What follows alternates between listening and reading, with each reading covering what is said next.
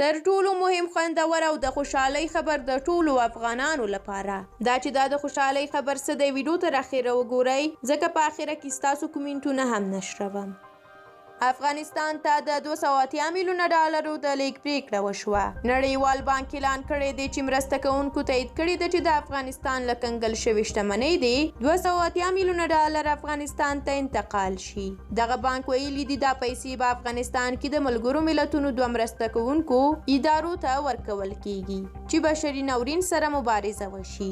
دا د افغانستان د بیا رغونې وجې صندوق د کنګل شویو پیسو له ډلې دي چې د نړیوال بانک په خبره د همدې روان زیږدیز کال تر پایه یعنې نږدې یوې میاشتې پورې به افغانستان ته ورسیږي.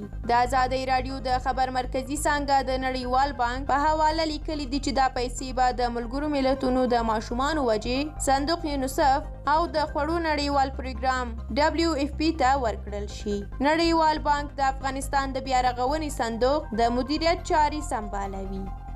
ډیره زیاته مننه کوم چې ویډیو مو تر دې دمه ولیدله.